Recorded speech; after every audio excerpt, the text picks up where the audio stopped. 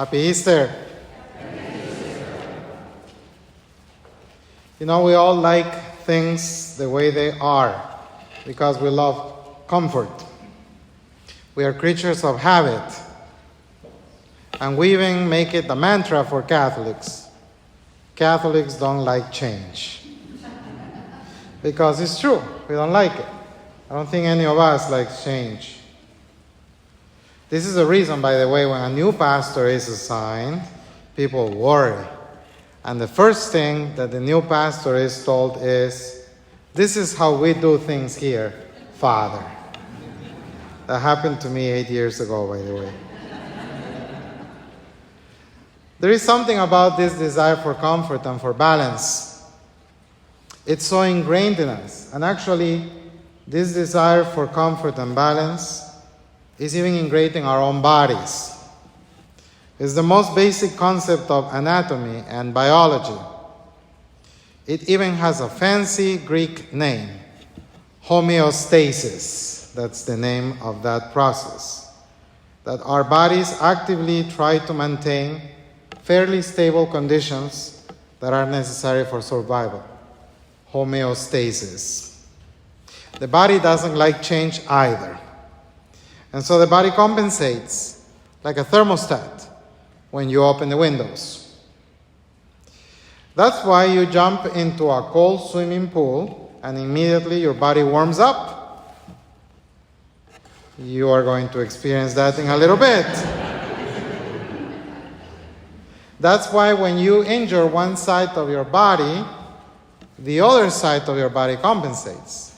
That's the reason why chiropractors work not only on the side where you are experiencing pain, but they work on both sides because the body naturally compensates. It's homeostasis.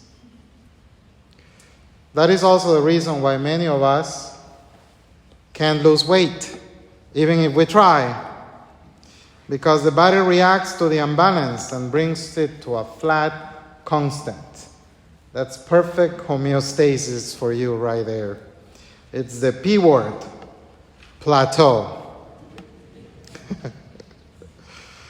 Homeostasis is the natural reaction to keep things in a constant balance the same way they are. For 3 years, the disciples of Jesus had everything but homeostasis because they were up and down with the Lord everywhere he went. From the Jordan, through the Galilean region, all the way up north to Tyre and Sidon, and then coming down again through Samaria, and even going to the depths of Jericho, and then up to Jerusalem. They were everywhere. For 3 years, the disciples of Jesus had everything but homeostasis.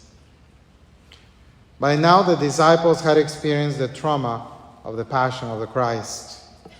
They saw it with their own eyes. It was a public event outside the city, but near to the gate. They who had been up and down with the Lord, now they had to face their own mortality as they saw the mortality of their own master. He was now dead. He's dead. We might as well submit to this new reality, they may have said. He is not suffering anymore, after all. He is in a better place, they probably said, to console themselves. We might as well get used to not having him around. Homeostasis. We can breathe now. It's over. We might as well get used to it. Homeostasis. On Good Friday, the women departed from the tomb that had a dead body inside. The dead body was wrapped in linen cloths. The tomb was sealed, and there were guards outside. When they went to the tomb Easter Sunday, they expected to find everything exactly the same way they left it on Good Friday.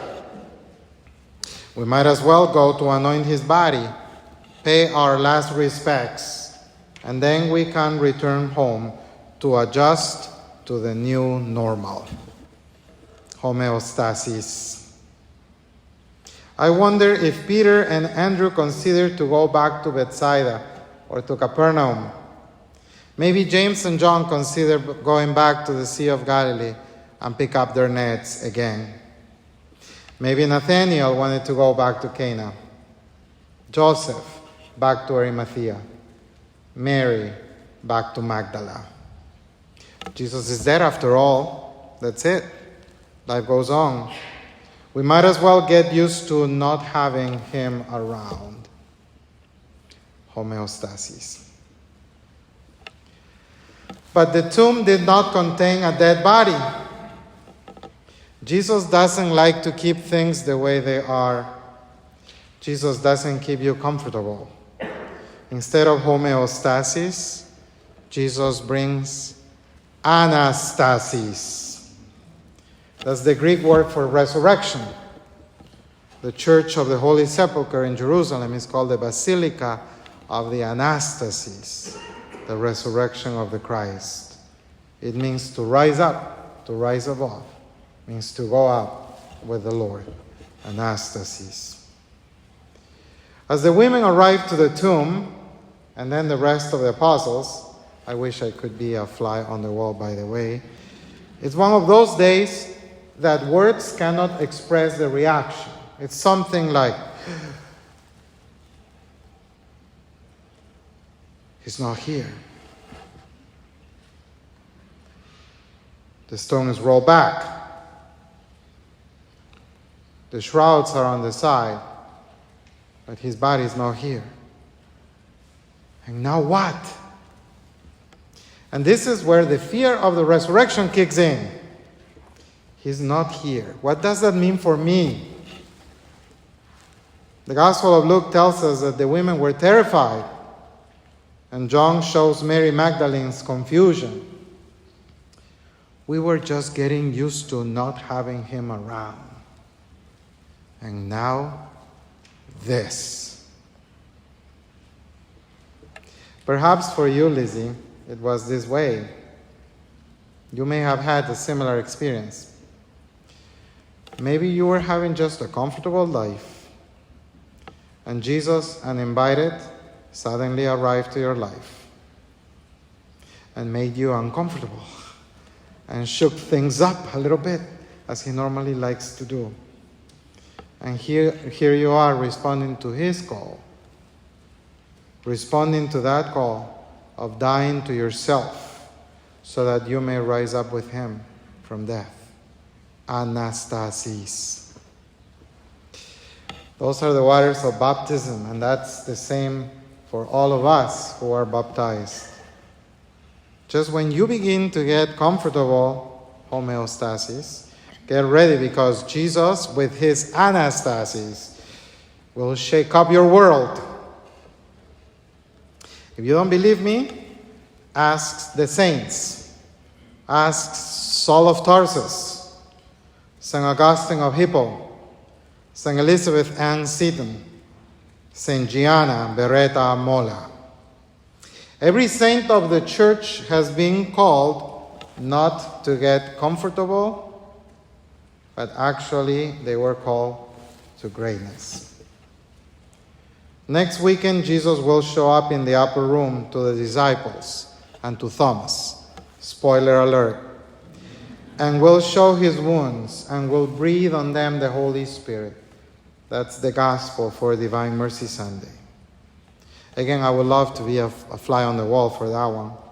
It's just like Jesus saying to his disciples, don't get too comfortable, folks. You thought it was over.